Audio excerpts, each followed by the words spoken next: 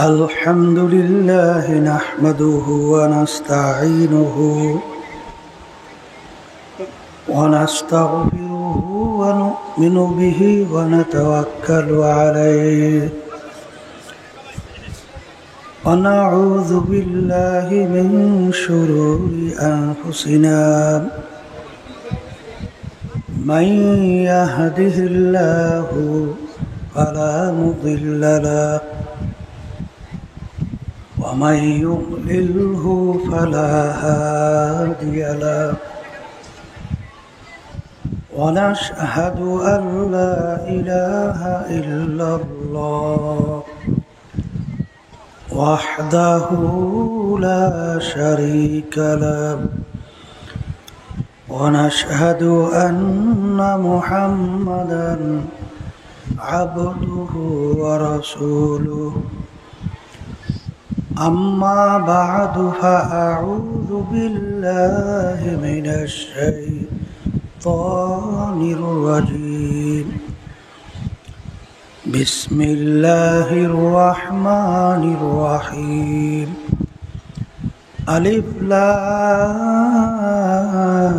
ميم ذلك الكتاب لا ريب فيه هدى للمتقين الذين يؤمنون بالغيب صدق الله العلي العظيم সবাই দুরূদ শরীফ পড়ি আল্লাহুম্মা সাল্লি আলা সাইয়্যিদিনা নাবিয়িনা শাফিঈনা ওয়া হাবিবিনা ওয়া মাওলানা মুহাম্মদ সাল্লাল্লাহু আলাইহি ওয়া আলা আলিহি ওয়া আসহাবিহি ওয়া বারাক ওয়া সাল্লাম اللهم صل على سيدنا ونبينا شفيعنا وحبيبنا ومولانا محمد صلى الله عليه وعلى آله وأصحابه وبارك وسلم اللهم صل على سيدنا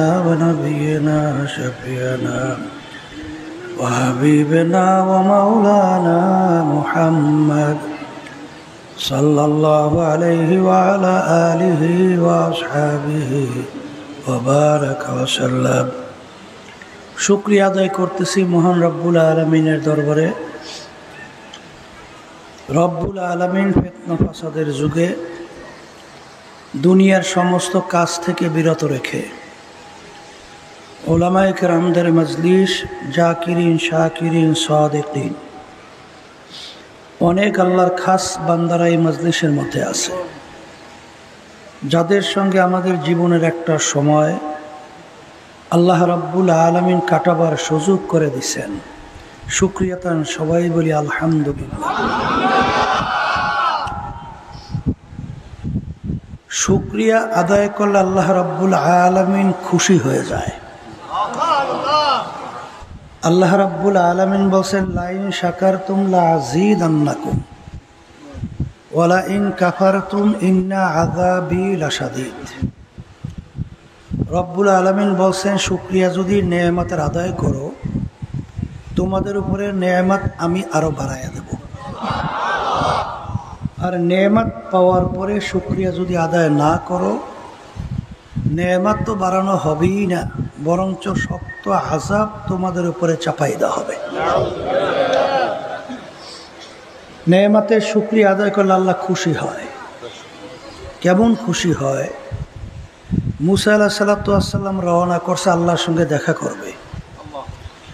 পথের পাশে দেখে কতগুলো হাঁস বসে আছে। আল্লাহর কুদরতে হাঁসগুলোর জবান খুলে গেছে। হাঁসগুলো বলতেছে, নবী কোথায় রওনা করছেন? আল্লাহর সঙ্গে দেখা করবে। হাঁসগুলো বলতেছে, নবী গো, আমাদের একটা আরজি আল্লাহর কাছে পেশ কইরেন।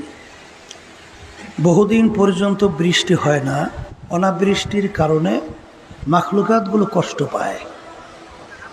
কবে নাগাদ বৃষ্টি হতে পারে এটা আল্লাহর থেকে একটু জানিয়ে আইসেন।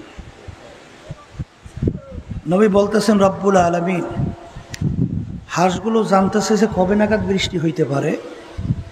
আল্লাহ রাব্বুল আলামিন বলে, হে জামানার নবী মুসা, হাঁসগুলোকে জানাইয়া দিও এখন থেকে 40 বছর পরে বৃষ্টির সিদ্ধান্ত। নবী আসছে, হাঁসগুলো জিজ্ঞাসা করে, নবী আমাদের আরজি আল্লাহর কাছে পেশ করছিলেন? করছি তো। আল্লাহ কি বলছেন? আল্লাহ বলছেন এখন থেকে 40 বছর পর বৃষ্টির সিদ্ধান্ত।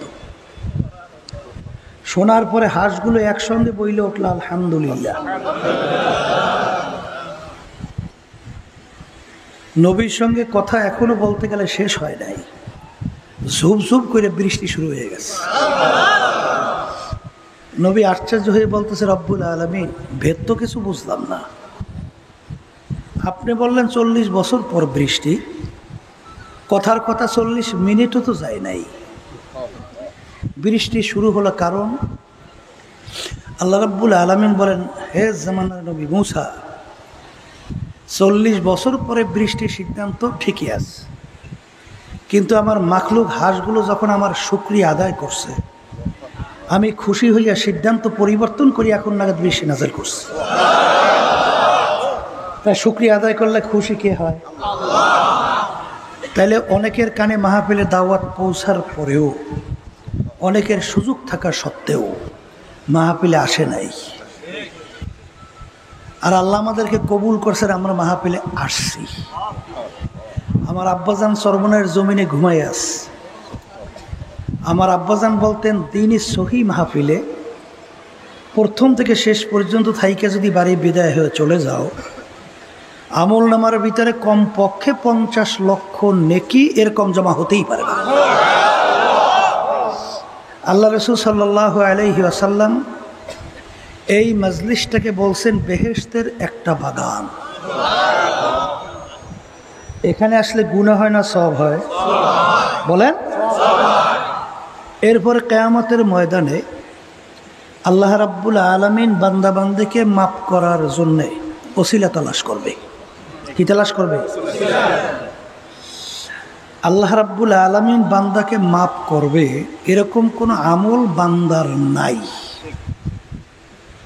আল্লাহ রাব্বুল আলামিন ফেরেশতাদেরকে বলবেন, দেখো তো আমার বান্দা তার জীবনে কখনোই হক্কানি আলেমদের সঙ্গে এক দস্তারখানি মজলিসে বসছে কিনা। রব্বুল আলামিন জীবনে একবার পাওয়া গেছে, যা এ ওসিলে আমি ওকে মাফ করিয়ে দিলাম। তা আজকে যারা মাহফিলে আসছেন, নিয়াত যাদের সহি, এই ওসিলে আল্লাহ মাফ করতে পারে না? আসতে কয়।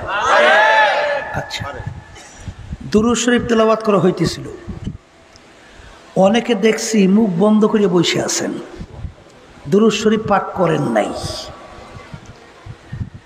দুরূদ শরীফ পাঠ করলে আল্লাহ রাব্বুল আলামিন খুশি হয় এবং আল্লাহ রাব্বুল আলামিনের পক্ষ থেকে বেধড়ক রহমত নাজিল হইতে থাকে।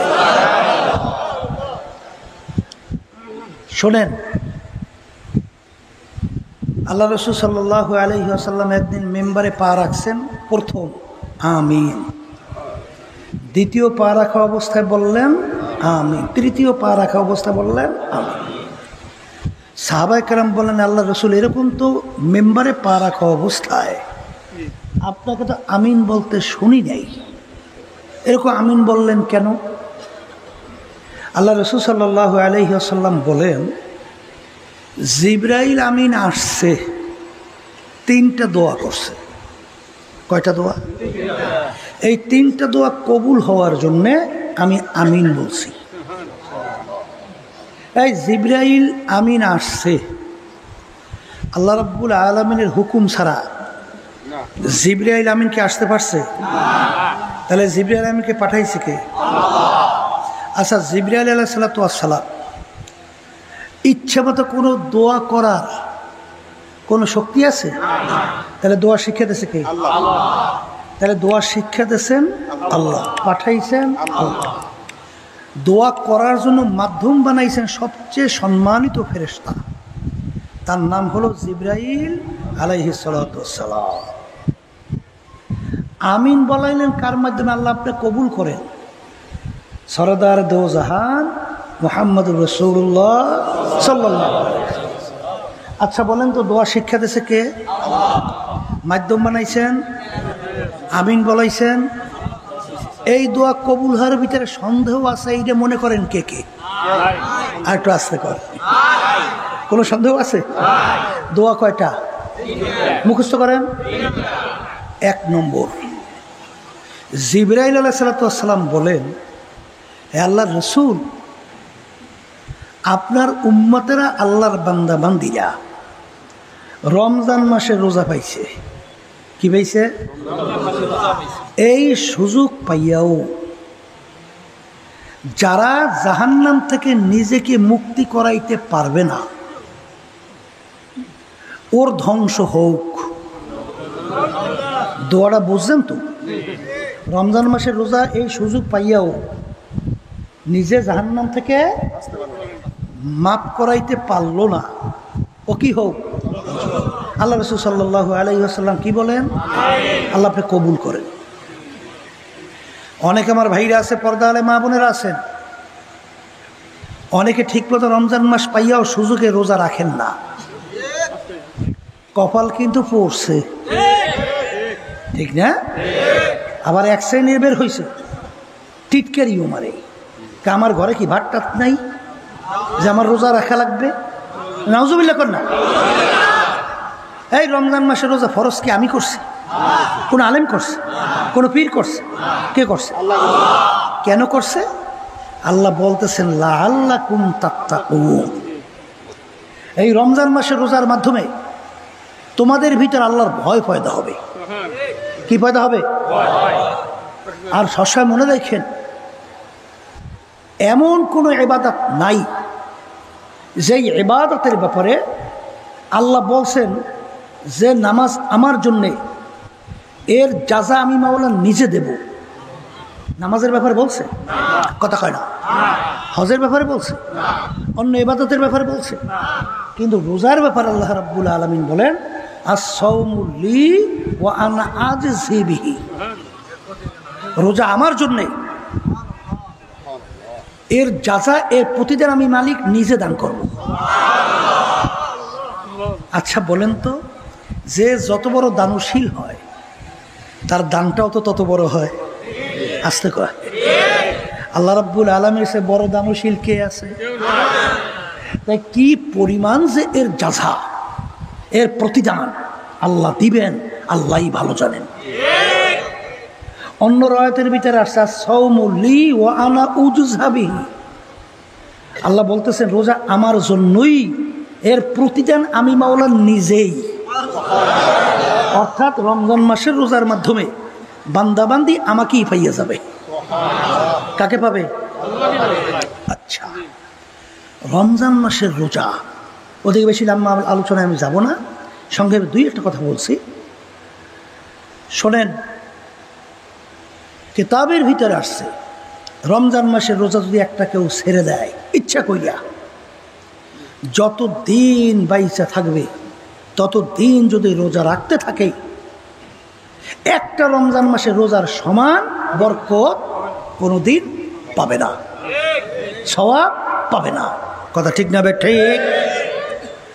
এই জন্য আমার বাজানদেরকে বলবো, এই দুনিয়ার দিক থেকেও রোজার ভিতরে শরীরের বহুত উপকার আছে না? আসতে কয় নাই নাই নাই।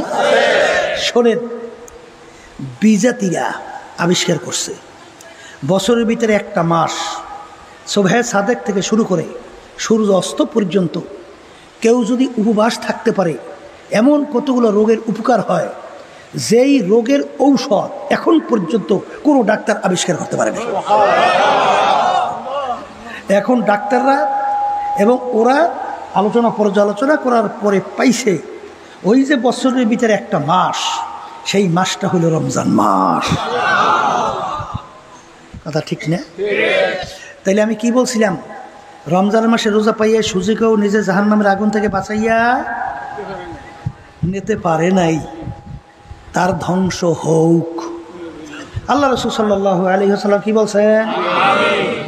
কি রমজান মাসের রোজা আল্লাহ যদি কবুল করে, যদি পাইয়ে বসি, কি ছাড়বো? আর একটু আসতে কর না, ছাড়বেন? আল্লাহ আমাকে আমাদের সকলকে তৌফিক দান করে। 2 নম্বর দোয়া, আল্লাহ রাসূল সাল্লাল্লাহু আলাইহি ওয়াসাল্লাম আপনার উম্মতেরা আল্লাহর বান্দা বান্দিরা দুনিয়ায় থাকা অবস্থায় তার বাপ মাকে জ্যান্ত অবস্থায় পাইছে, অথবা দুইজনের একজনকে জ্যান্ত অবস্থায় পাইছে। এই বাপ মাকে পাইছে জ্যান্ত অবস্থায়, দুনিয়ায় থাকা অবস্থায় তাদের খেদমত কইরা, তাদেরকে খুশি কইরা, যারা দুনিয়া থাকা অবস্থায় বেহেশত কামাই করে নিতে পারলো না, ওর ধ্বংস হোক। কি বলছেন? হ্যাঁ, আল্লাহ রাসূল সাল্লাল্লাহু আলাইহি ওয়াসাল্লাম কি বলেন?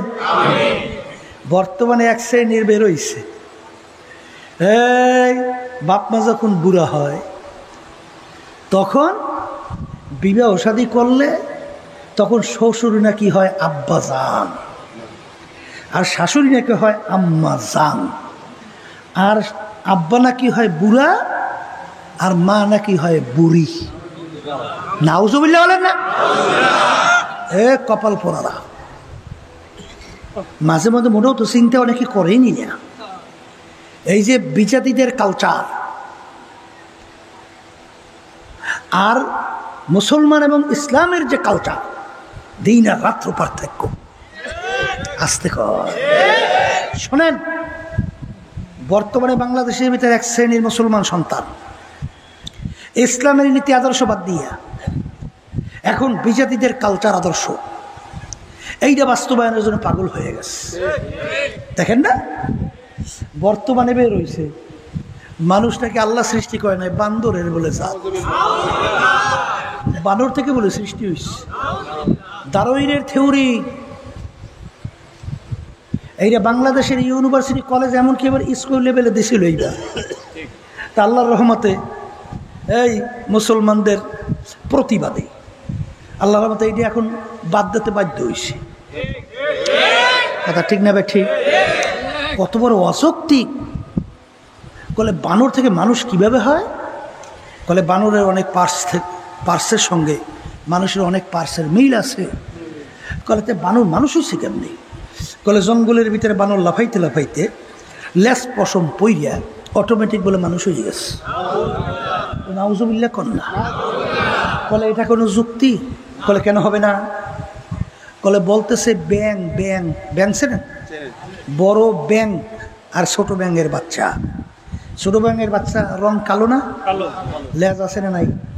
আসতে পারে। আচ্ছা, বড় ব্যাঙের রং কি কালো? লেজ আছে? ওই ডারউইন ওই বান্দর মার্কা ও উদাহরণ দেয়, ছোট ব্যাঙের বাচ্চা ও যদি বড় হইয়া ওর এই রূপ পরিবর্তন কইয়া এই রূপ ধারণ করতে পারে, তাহলে মানুষের অনেক পার্সের সঙ্গে বানরের অনেক পার্সের মিল। তাহলে বানর লাফাইতে লাফাইতে লেজ পশম করে কেন মানুষ হবে না? এটা নাউজুবিল্লাহ উজুবিল্লাহ খান। আমি জিজ্ঞেস করি, ও বান্দর, বান্দরের জাত, আগে যদি দুই একটা বানর লাফাইতে লাফাইতে লেজ পশম পরে গাছের ঘষা ঘষা মানুষ হয়, এখন বানর দুনিয়াতে নাই বান্দর? আসতে পারে। তাহলে আগে যদি দুই একটা লাফাইতে লাফাইতে লেজ পশম পরে মানুষ হয়, এখন দুই একটা হবে না কেরে বান্দর? কি জোরে বলেন? কথা ঠিক বলছি না ভুল বলছি? আজকে হাজারের মতো বৈজ্ঞানিক, এর ভিতরে নোবেল পুরস্কার প্রাপ্ত অনেক বৈজ্ঞানিক আছে। বৈজ্ঞানিক শব্দের অর্থ কি? বিশেষ জ্ঞানী। বৈজ্ঞানিক শব্দের অর্থ কি? বিশেষ জ্ঞানী।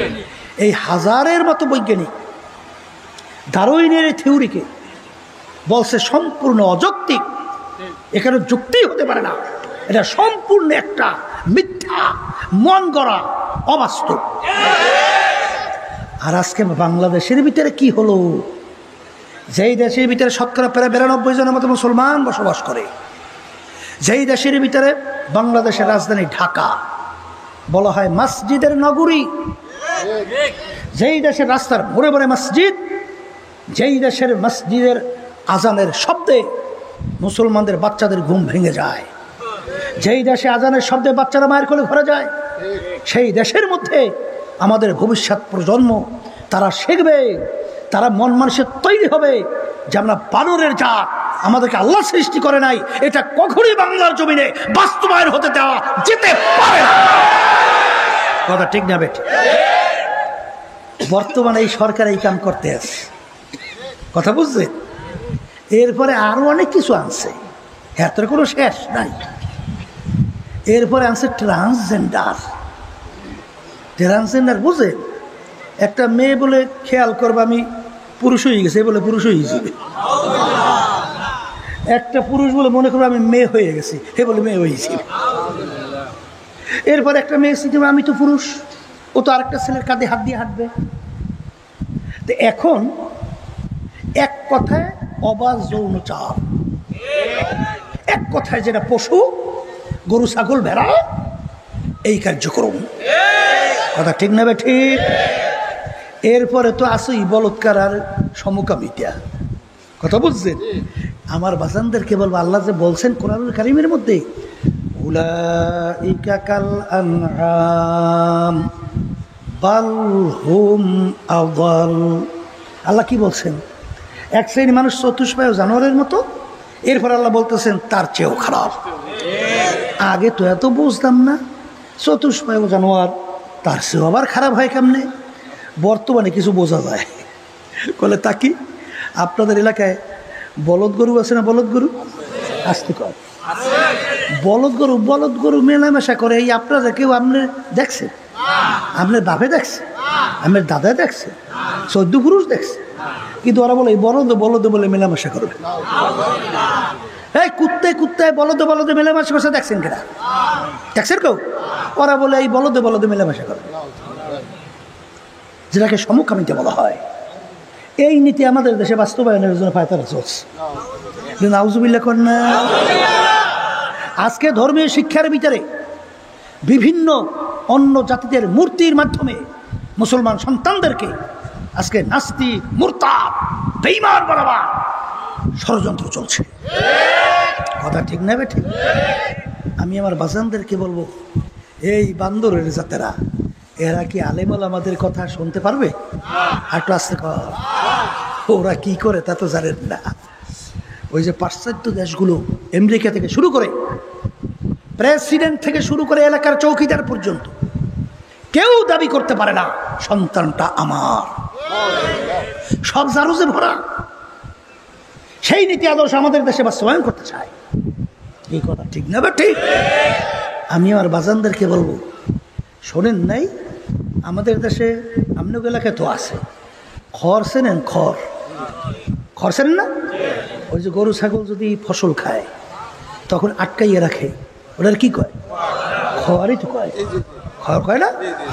এই বিদেশিয়ালারা খড় বানাইছে, ও গরু ছাগল আটকায় না। আপনার বাপ মা যখন বুড়া হয় তখন নিয়ে বৃদ্ধাশ্রম নাম দেশে, ওখানে নিয়ে তাদেরকে ফেলাইয়া রাখে। ওই সিলেটে গেছিলাম, তখন একটা লোক ফ্যামিলি সহ সব আমেরিকায় থাকে। আমাদেরকে দেখলে বিভিন্ন সময় খুব খেদমত করে। তাই আমি একদিন জিজ্ঞেস করি, ভাই আপনাকে তো দেখি খুব আলেম ওলামাদের খুব খেদমত করেন, আপনার ছেলে সন্তান কয়টা? কয়জন মেয়ের কথা বলছে স্মরণ নাই, তবে বলছে দুইটা ছেলে। আমি বলছি ছেলে দুইজন কোথায়, কি করে? বলে হুজুর বলতে পারি না। আমি বললাম মানি, আপনার ছেলে আপনি বলতে পারেন না মানি? বলে হুজুর ওই দেশের নিয়ম হলো মেয়ে ছেলে যখন বড় হয় ওদের ইচ্ছা মতো যেদিকে ইচ্ছা সেদিকে চলে যায়, বাপ মা তাদেরকে বাধা দেওয়ার কোনো আইন নেই। যদি কেউ বাধা দেয় তাইলে যদি তার ব্যাপারে অভিযোগ করে তাকে ধরে নিয়ে জেলে ঢুকাইতে হয়। ওই নীতি আদর্শ আমাদের বাস্তবায়ন বাংলাদেশে করতে চায়। আর ইসলাম কি শিখাইছে? এই বাপ মাকে পাইছো অথবা দুইজনের একজনকে পাইছো, তাদের খেদমত কইরা দুনিয়ায় থাকা অবস্থায় বেহেশত যে কামাই করে নিতে পারবে না, ওর ধ্বংস হোক। সবাই জোরে বলেন কথা ঠিক না? বা ঠিক? এই সাহাবায়ে কেরামদেরকে আল্লাহ রাসূল সাল্লাল্লাহু আলাইহি ওয়াসাল্লাম বলেন, এই বাপ মার সঙ্গে এরকম কোনো আচরণ করা যাবে না যেই আচরণের মাধ্যমে বাপ মা কষ্ট পায়, কষ্টদায়ক কোনো শব্দ তার জবান থেকে বের হয়। আছে না এরকম কিছু? ছেলে সন্তানের এরকম আচরণ বেশি কিছু আছে না? সাহাবায়ে কেরাম বলতেছেন, আল্লাহ রাসূল সাল্লাল্লাহু আলাইহি ওয়াসাল্লাম, বাপ মা যদি আমাদের জুলুম করে, জুলুম মানে কি? অন্যায়, অবিচার, যদি করে তাহলে তাদের সঙ্গে একটু খারাপ ব্যবহার করা যাবে না? তখন আল্লাহ রাসূল সাল্লাল্লাহু আলাইহি ওয়াসাল্লাম হাদিসে বলেন, ওয়া ইন যালামাকা ওয়া ইন যালামাকা ওয়া ইন যালামাকা, বাপ মা যদি তোমাদের উপরে জুলুমও করে তারপরেও তাদের সঙ্গে এরকম কোনো খারাপ আচরণ করা যাবে না যেই আচরণের মাধ্যমে তারা কষ্ট পায়, কষ্টদায়ক কোনো শব্দ বের হয়। এইটা কোন নীতি আদর্শ শিক্ষা দিয়েছে? একটু আস্তে কর। কোন নীতি আদর্শ? আর ওরা কি শিক্ষা দেয়? বাপ মা বুড়ো হয়েছে কোন জায়গায় ফেলাও? আর একটু আস্তে কর। করোনা ভাইরাসের কথা মনে আছে না ভুলিয়ে গেছে? মনে আছে? বরিশালের এক ঘটনা শোনেন, বরিশালের ঘটনা। ছেলে আমাদের লোকজনের কাছে মোবাইল করছে, ভাই আমার বাপ করোনা ভাইরাসে মারা গেছে, আপনারা একটু আইসা আমার বাপের একটু গোসল করাইয়া, জানাজা নামাজ পড়াইয়া একটু দাফন কাফন করেন। আমার লোকজন ঠিকানা পাইয়া যখন গেছে, যাইয়া দেখে ওখানে কেউ নাই। কিরে আমাদেরকে মোবাইল করলো, কেউ নেই, কেউকে দেখে না, দেখে একটা ঘরের ভিতরে, রুমের ভিতরে তালা মারা। তখন আমাদের লোকজনের তালা ভাঙিয়ে ভিতরে ঢুকছে, ঢুকে দেখে লোকটা এখনো মারা যায় নাই। আমাদের লোকজন তাড়াতাড়ি কান্দের ভিতরে উঠাইয়া তাড়াতাড়ি স্লাইন পুশ করছে, আগের চেয়ে একটু সুস্থ হয়েছে, পরে মারা গেছে লোকটা। তখন সে বলতেছে, ভাই আপনারা কারা? যাদের জন্য আমার জীবন শেষ করলাম, যাদের জন্য এই বাড়ি গাড়ি করলাম, বাড়ি ঘর করলাম, আজকে আমার এই কষ্টের সময়, বিপদের সময় আজকে আমার পাশে কেউ নাই, সব আমাকে ফালাই চলে গেছে। আর এই মুহূর্তে আপনারা কারা, কোথার থেকে আসছেন যে এই সময় আপনারা আমার খেদমত করেন? কাগজ কলম নিয়ে আসেন, সব সম্পদ আপনাদেরকে লিখে দেই। ইসলাম কি শিখাইছে, ওরা কি শিখাইছে? ধরে বলে এই কথা ঠিক না বেটি? এই 2 নম্বর দোয়া বলছি না। 3 নম্বর দোয়া, জিবরাইল আলাইহিস সালাম বলে, আল্লাহ রাসূল সাল্লাল্লাহু আলাইহি ওয়াসাল্লাম, যেই আপনার উম্মতেরা, আল্লাহর বান্দা বান্দিরা আপনার নাম শোনার পরে তারা দুরূদ শরীফ পড়বে না, ওদের ধ্বংস হোক। আল্লাহ রাসূল সাল্লাল্লাহু আলাইহি ওয়াসাল্লাম বলেন আমিন। তাহলে দুরূদ শরীফ তেলাওয়াত করা হইতেছিল, অনেকে মুখ বন্ধ করিয়ে বসে রয়েছেন। খুব একটা ভালো কাজ করছেন না? একটু আসতে কর, খুব ভালো কাজ করছেন না? আল্লাহর রহমত পাইবেন কেমনে? হ্যাঁ, এক শ্রেণী বর্তমানে বাইরেছে, পাশ্চাত্য হয়েছে, কালচার অভ্যস্ত হইয়া এখন বস্তুবাদী হয়েছে। বস্তুবাদী বোঝেন? এই ওরা বলে, যা দেখি না দু নয়নে, বিশ্বাস করি না গুরুর বচনে। ওরা বলতে চায়, যা দেখি না বিশ্বাসও করি না। এ কপাল পোড়া, তুই যা দেখো না তুই বিশ্বাস করো না। আমি যদি জিজ্ঞাসা করি তুমি কি জ্যান্ত মানুষ না মরা মানুষ, তখন উত্তর দেবো আমি জ্যান্ত মানুষ। তখন আমি যদি জিজ্ঞাসা করি তাহলে জ্যান্ত মানুষ তোর বেটে রূহ আছে না নাই, কি বলবে? আসতে কয়। আচ্ছা যদি জিজ্ঞাসা করি তাহলে তোর ভিতরে রূহ আছে, তুই বললি না। আচ্ছা বলতো তোমার রূহটা কালা না নীলা না লাল না ধলা না স্যাপটা না লাম্বা না গোল না কোন কায়দায়, একটু বিবরণ দাও। কে বলতে পারবে? আর একটু আসতে কর না। তাইলে তোর ভিতরে রূহ আছে, তুই রূহটা দেখো নাই, তাহলে সেটা বিশ্বাস করলি কেন? দেখোই তো, এটা বিশ্বাস করো কেন? যেই মালিক তোমার আমার ভিতরে গোপনে রূহ রাইখা তোমাকে আমাকে হাঁটাইতে চলাইতে কথা বলাতে পারে, সেই মালিক গোপনে কবরে তোমাকে কেন আযাব দিতে পারবে না? আজকে জোরে ক, পারবে? হ্যাঁ জোরে কান, পারবে? হ্যাঁ, এই বস্তুবাদী যা দেখি না তা বিশ্বাসও করি না। নাউজুবিল্লাহ ক। আমার বাজানদেরকে বলবো, শোনো, যা দেখো না তা বিশ্বাস করো না। আচ্ছা কোরআনুল কারীম তো দেখো, আসতে পারে কোরআনুল কারীম দেখে না? না দেখা যায় না? আচ্ছা সেই কোরআনুল কারীমের শুরুর আয়াত আমি তেলাওয়াত করছি, দুনিয়ার ভিতরে লক্ষ লক্ষ কিতাব বই পুস্তক আছে না নাই? কোন কিতাব কোন বইয়ের শুরুতে কোন লেখক কি লিখতে পারছে যে আমার কিতাবে বইতে কোনো ভুল নাই? আপনাদের জানা আছে কিনা? আমাদের জানা নাই। পারছে? লিখতে পারছে? দুনিয়ার ভিতরে একটাই কিতাব যার শুরুতে লেখা আছে যালিকাল কিতাব লা রাইবা ফি। এই যে কিতাব দেখো, এই কিতাবের ভিতরে ভুল সন্দেহ বলতে কিছু নাই। সবাই জোরে বলেন সুবহান।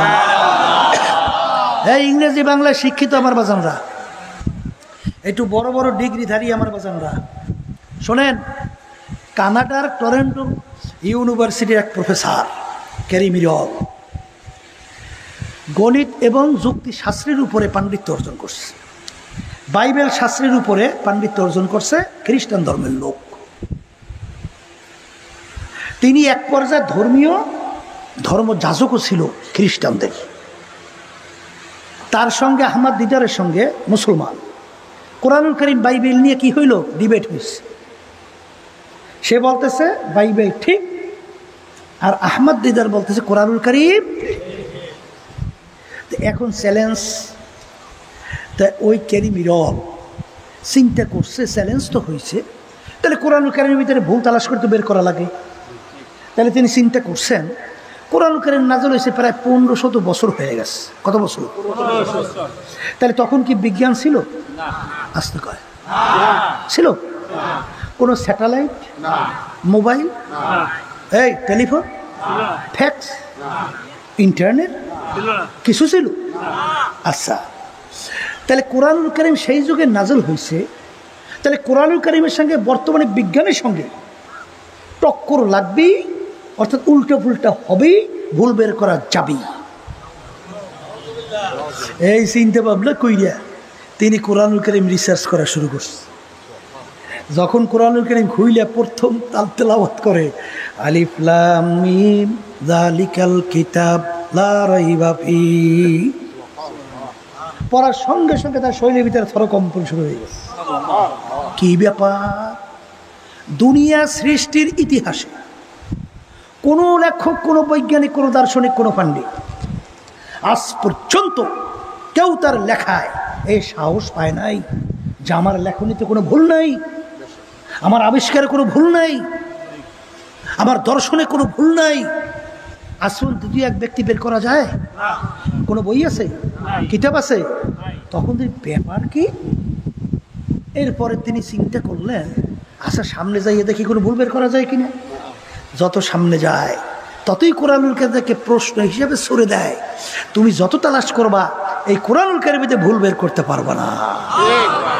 এরপরে তিনি দেখতেছেন কোরআনুল কারীমের ভিতরে তাদের যে নবী ঈসা আলাইহিস সালাতু ওয়াস সালাম এবং মারইয়াম আলাইহিস সালাতু ওয়াস সালাম, তাদের নাম আসছে প্রায় 34 বারের মতো।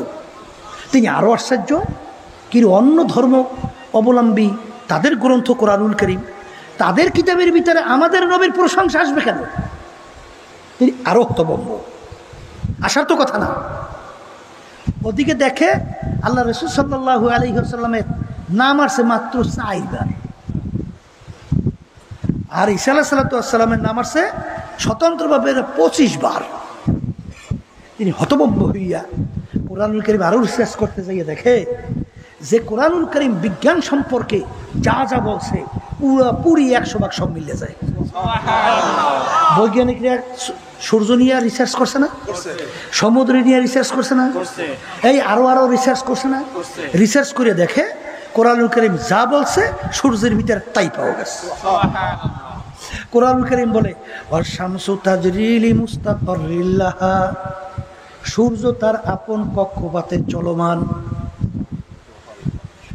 বৈজ্ঞানিকরা আবিষ্কার করার পরে দেখে আসলে সূর্য তার কক্ষপথে চলতেছে। সবাই বলেন সুবহানাল্লাহ। আমার মালিক বলেন আমি যাহা কিছু সৃষ্টি করলাম সব জোড়ায় জোড়ায়। এটা তো অনেকে আগে না বুঝলে এখন বর্তমানে বোঝা যায়। ধান লাগাইছেন, ধানের ভিতরে আবার জোড়া কি? হ্যাঁ, আমি একদিন রাস্তা দিয়ে যাইতেছি, দেখি জমিনের মধ্যে কিছু ধান দেখি উঁচা, কিছু ধান দেখি নিচু ছোট, আর কিছু বড়। আমি জিজ্ঞেস করি ভাই ব্যাপার কি?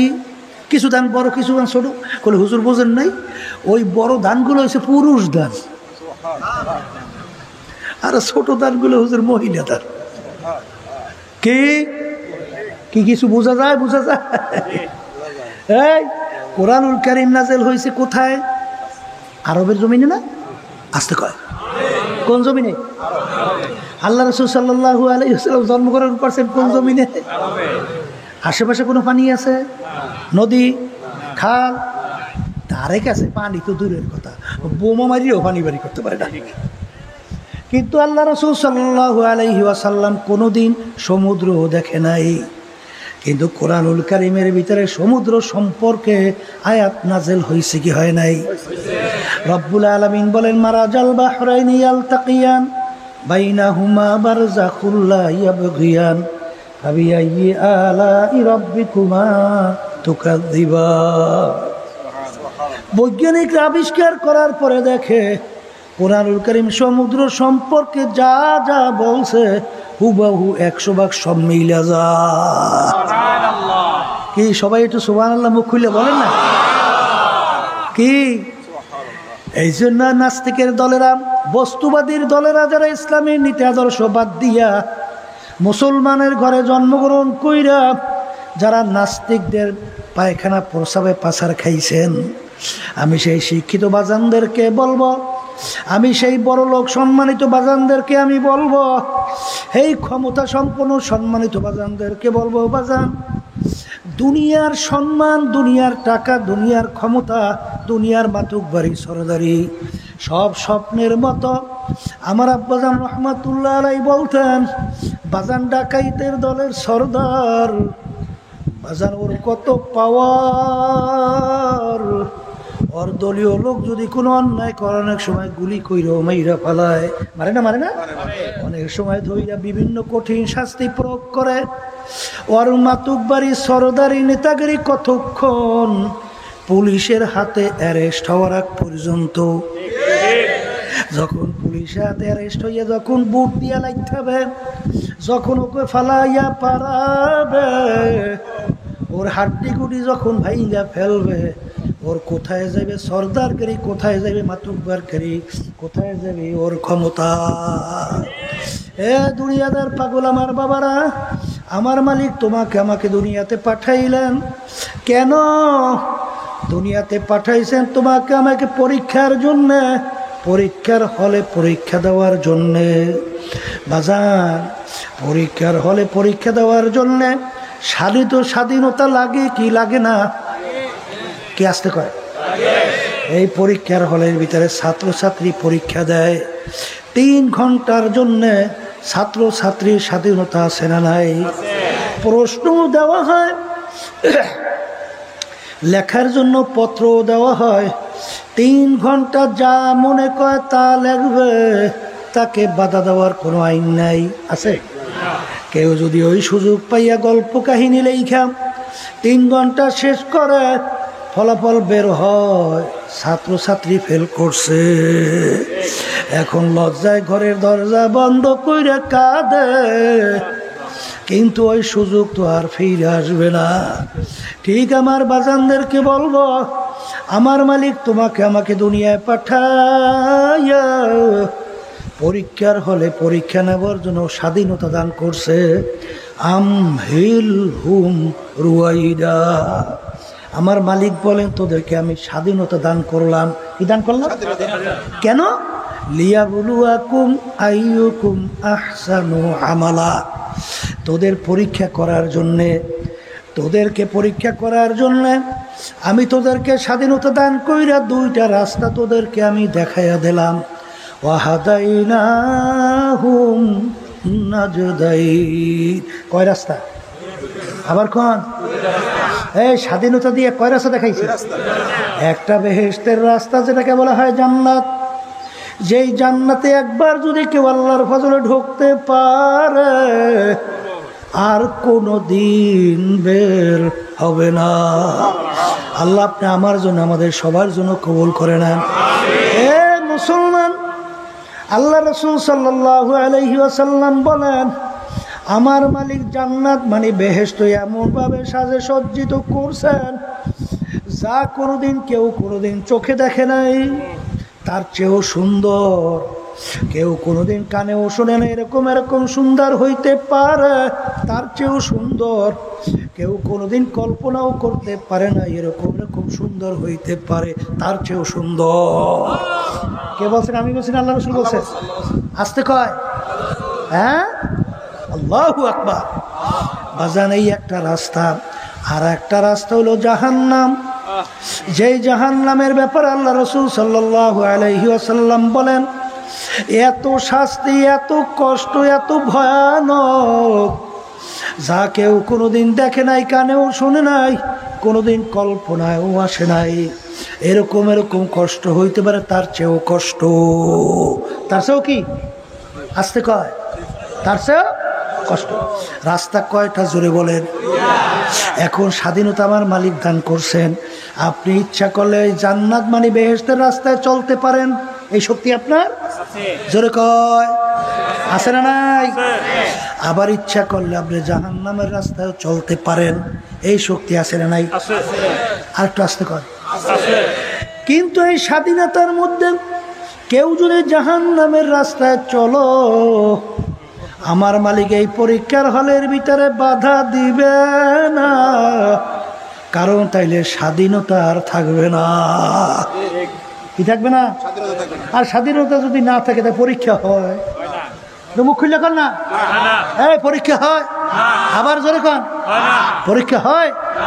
তাইলে তুমি দুনিয়ার ভিতরে আনন্দ ফুর্তি পাইয়া, স্বাধীনতা পাইয়া ধরাকে সরাগান মনে করো না, যা মনে করে তা করতেছো।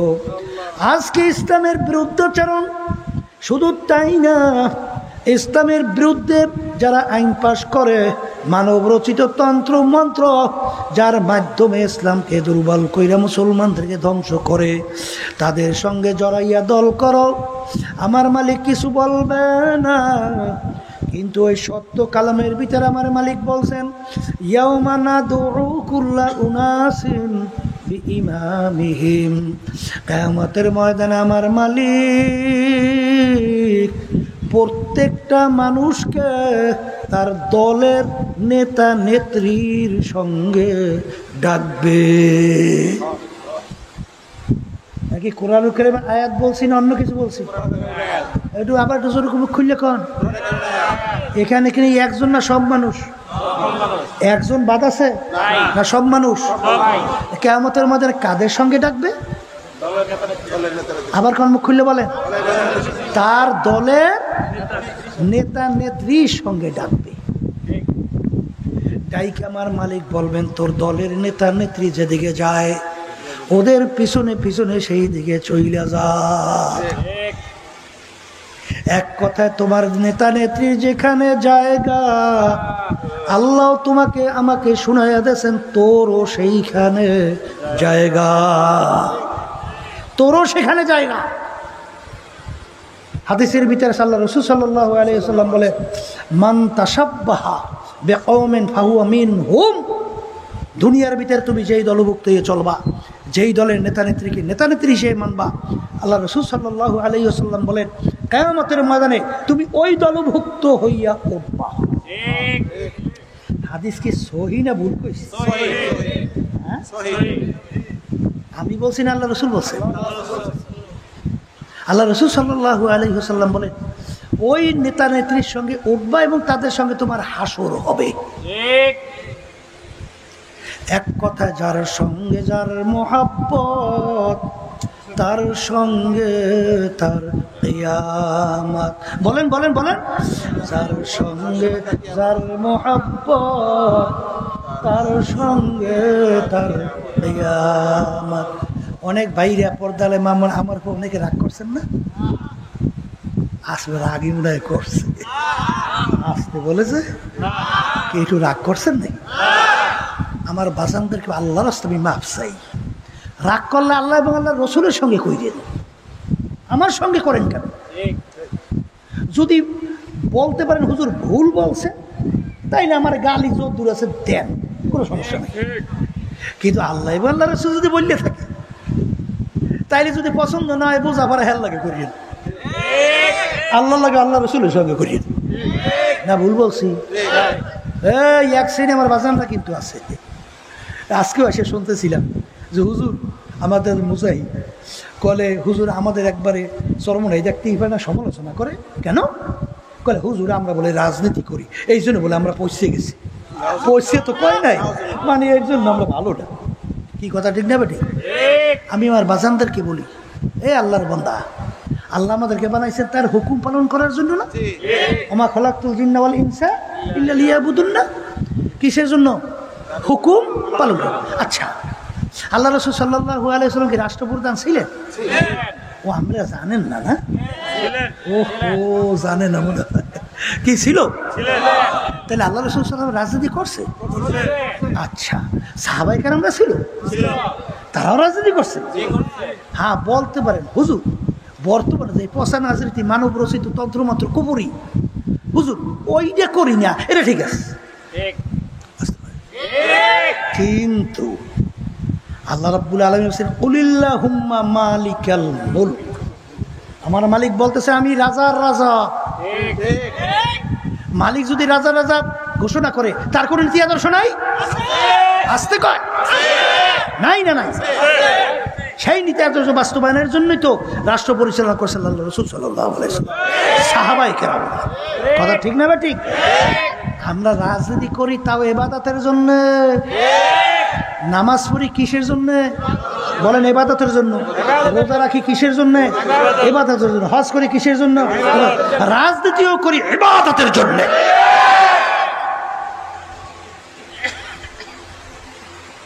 যারা বলে হুজুর রাজনীতি করে কে, ওই রাজনীতি ঠিক আছে, মানব রচিত কুফরি তন্ত্রমন্ত্র, এটা ঠিক আছে। কিন্তু যারা বলে রাজনীতি করি কে, তাইলে আল্লাহ রাসূল সাল্লাল্লাহু আলাইহি ওয়াসাল্লামের কাজটাকে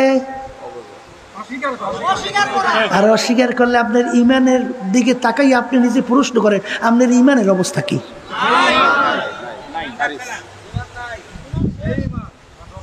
এখন আপনার নামাজের মূল্য কি? রোজার মূল্য? হজের আর কপালে যে দাগ পড়াইছেন, এবার তাসবিহিতে 24 ঘন্টা জিকির করেন, যে কোনো লাভ আছে? কোনো লাভ নাই। একটা কথা সবসময় মনে রাখেন, আল্লাহুস সামাদ, আমার মালিক বেনিয়াজ, বেপরোয়া। কিয়ামত পর্যন্ত সমস্ত মানুষ সব যদি আল্লাহর নাফরমানি করে, বিরুদ্ধাচরণ করে, এটা আল্লাহর কিছু আসে না। কারণ মাখলুক কি শুধু মানুষ আমরা একলাই আল্লাহর সৃষ্টি না 18,000? কথা কয় না? তাহলে সব দয়া মায়া সব মালিকের, তোমার আমার জন্যই। অন্যান্য মাখলুকাতের জন্য বুঝি মালিকের মায়া নাই। আর শুধুমাত্র তুমি আর আমি বুঝি মালিকের তাসবিহ আদায় করি, আর অন্যান্য মাখলুকাত বুঝি করে না। আস্তে কর, যারা সারদম বাগুয়াদ আল্লাহু নাগুয়াদ টান টানা টুন টুন না টু টু। হে কবরের যাত্রীরা, পাখি টুন টুন টুন টুন শব্দ করে, তোমার আমার কানে শোনা যায় টুন টুন শব্দ করে। আসলে ওদের ভাষায় ওরা বলে আল্লাহু আল্লাহু। কি বোঝা যায় না? এই আমরা পানি কি বলি? পানি না, হিন্দুরা পানিরে বলে কি? আসতে কয়। তাই পানি আর জল শুনতে একই রকমের শুনছেন না? না ভিন্ন? আসতে কয় ভিন্ন না? জিনিস কি? পানি। ইংরেজি ভাষা ভাষায় বলে কি? ওয়াটার। শুনতে ভিন্ন না, এক জিনিস কিন্তু। আরবি ভাষা ভাষায় বলে কি? মাউ।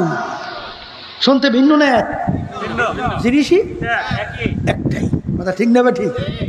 তোমার আমার বাড়ি মোরগটা ডাক দেয় কুকুরো তুকু, তোমার আমার কানে শোনা যায় কুকুরো তুকু।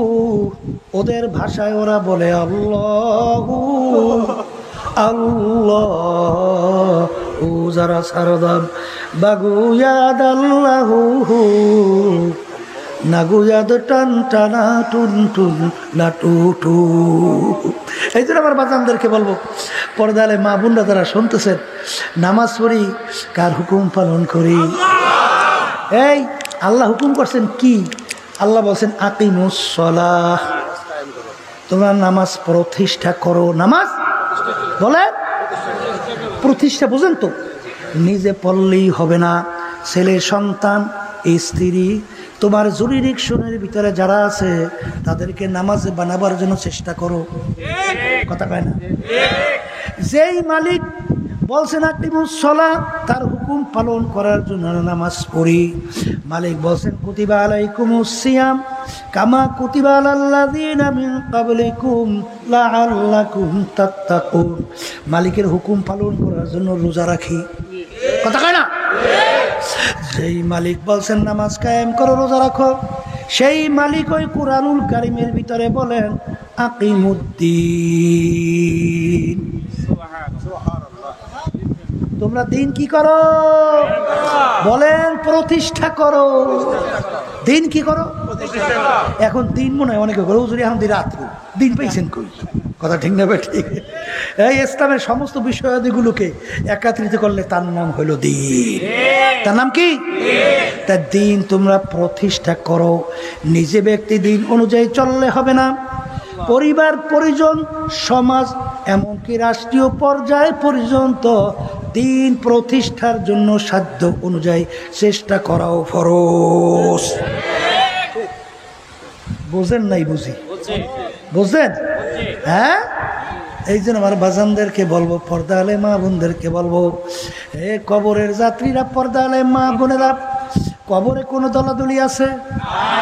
কেউ যদি কবরে যাইয়া পরিচয় দেন আমি চরমোনাইর মুরিদ, যথেষ্ট। মাপ পাইবেন না?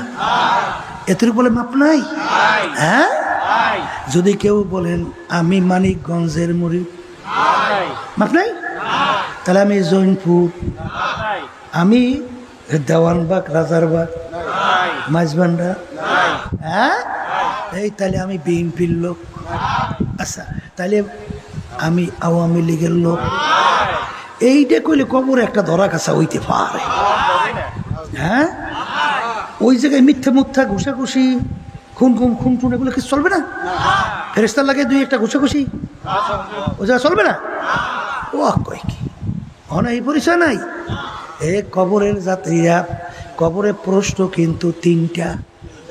আর আসতে কয়, পীরের জন্য তিনটা, মুরিদের জন্য তিনটা, ওস্তাদের জন্য তিনটা, ছাত্রের জন্য তিনটা, ধনীর জন্য তিনটা, গরিবের জন্য তিনটা।